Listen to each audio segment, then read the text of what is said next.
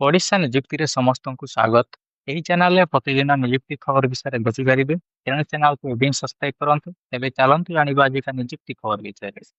ଜାଣି ରଖନ୍ତୁ SBI PO recruitment 2025 ଆସିଯାଇଛି।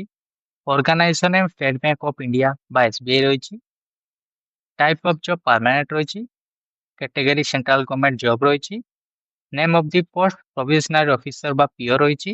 ଟୋଟାଲ ପୋଷ୍ଟ 541ଟି ରହିଛି। ଆପ୍ଲିକେସନ ମୋଡ୍ ଅନଲାଇନରେ ରହିଛି। ଏହି ଆପ୍ଲିକେସନକୁ ଆପଣ ଅନଲାଇନରେ ଆବେଦନ କରିପାରିବେ। ଯଦି ଆବେଦନ କରିପାରୁନାହାନ୍ତି ଏହି ହ୍ୱାଟ୍ସଆପ୍ ନମ୍ବରରେ କଣ୍ଟାକ୍ଟ କରନ୍ତୁ। ଏହା ଅଲ୍ ଇଣ୍ଡିଆ କ୍ୟାଣ୍ଡିଡେଟ୍ ଆପ୍ଲାଏ କରିପାରିବେ। Place of posting across India ରହିଛି ଏବଂ ଓଡ଼ିଶାରେ ମଧ୍ୟ ପୋଷ୍ଟ ରହିଛି। ଲାଷ୍ଟ ଡେଟ୍ 14 ଜୁଲାଇ 2025 ରହିଛି। Gender both male and female ଏହାକୁ ଆବେଦନ କରିପାରିବେ। ଏଜୁକେସନ କ୍ୱାଲିଫିକେସନ ଦେଖିବାକୁ ଗଲେ ଆପଣ ଯେକୌଣସି ଗ୍ରାଜୁଏସନ ପାସ୍ କରିଥିବା ନିହାତି ଦରକାର। ଏସ୍ବିଆଇ ପିଓ ରିକ୍ରୁଟମେଣ୍ଟ 2025ର ଭ୍ୟାକାନ୍ସି ଡିଟେଲ୍ସ ଦେଖିବାକୁ ଗଲେ ଜେନେରାଲ 203ଟି ପୋଷ୍ଟ ରହିଛି। ଓବିସିର 115ଟି ପୋଷ୍ଟ ରହିଛି। ଇଡବ୍ଲ୍ୟୁଏସ୍ର 150ଟି ପୋଷ୍ଟ ରହିଛି। ଏସ୍ସିର 75ଟି ପୋଷ୍ଟ ରହିଛି। ଏସ୍ଟିର 37ଟି ପୋଷ୍ଟ ରହିଛି। ଏଜ୍ ଲିମିଟ୍ ଦେଖିବାକୁ ଗଲେ ମିନିମମ୍ ଏଜ୍ 21 ବର୍ଷ ରହିଛି। ମ୍ୟାକ୍ସିମମ୍ ଏଜ୍ 30 ବର୍ଷ ରହିଛି।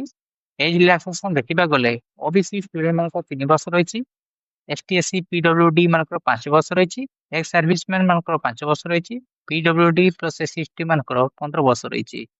ସାଲେରୀ ଦେଖିବାକୁ ଗଲେ 48,480 ରହିଛି। ସିଲେକ୍ସନ ପ୍ରୋସେସ ଦେଖିବାକୁ ଗଲେ ପ୍ରିଲିମିନାରୀ ଏକ୍ଜାମିନେସନ ରହିଛି, ମେନ୍ ଏକ୍ଜାମିନେସନ ରହିଛି, ଇଣ୍ଟରଭ୍ୟୁ ରହିଛି ଏବଂ ଡକୁମେଣ୍ଟ ଭେରିଫିକେସନ ରହିଛି। ଏକ୍ଜାମ ପ୍ୟାଟର୍ନ ଦେଖିବାକୁ ଗଲେ mode of exam online computer based test ରହିଛି ବା ସିବିଟି ଟେଷ୍ଟ ରହିଛି। Question type objective multiple choice question ରହିଛି। ନମ୍ବର ଅଫ୍ କ୍ୱେଶ୍ଚନ୍ 100ଟି ରହିଛି। ମ୍ୟାକ୍ସିମମ୍ 100 ମାର୍କ ରହିଛି। ଟାଇମ୍ ଡ୍ୟୁରେସନ 60 ମିନିଟ୍ ରହିଛି ବା ଗୋଟିଏ ଘଣ୍ଟା ରହିଛି। ନେଗେଟିଭ ମାର୍କିଂ 0.25 ମାର୍କ ରହିଛି। ମାନେ 4ଟା ଭୁଲ କଲେ ଗୋଟିଏ ମାର୍କ କଟାଯିବ। ସବଜେକ୍ଟ ଏବଂ ସେକ୍ସନ ଦେଖିବାକୁ ଗଲେ ଆପଣଙ୍କର ଇଂଲିଶ ଲାଙ୍ଗୁଏଜ ରହିଛି। ସେଥିରେ ଆପଣଙ୍କ 30ଟି କ୍ୱେଶ୍ଚନ୍ ରହିଛି ଏବଂ 30 ମାର୍କ ମଧ୍ୟ ରହିଛି। ତାପରେ କ୍ୱାଣ୍ଟିଟିଭ୍ ଆପ୍ଟିଟ୍ୟୁଡ୍ ରହିଛି। ସେଥିରେ ମଧ୍ୟ 35ଟି କ୍ୱେଶ୍ଚନ୍ ରହିଛି ଏବଂ 35 ମାର୍କ ରହିଛି। ତାପରେ ରିଜନିଂ ଆବିଲିଟି ରହିଛି। ସେଥିରେ ମଧ୍ୟ 35ଟି କ୍ୱେଶ୍ଚନ୍ ରହିଛି ଏବଂ 35 ମାର୍କ ରହିଛି। ତାପରେ SBI PO main exam pattern ଦେଖିବାକୁ ଗଲେ mode of exam online computer based test ରହିଛି।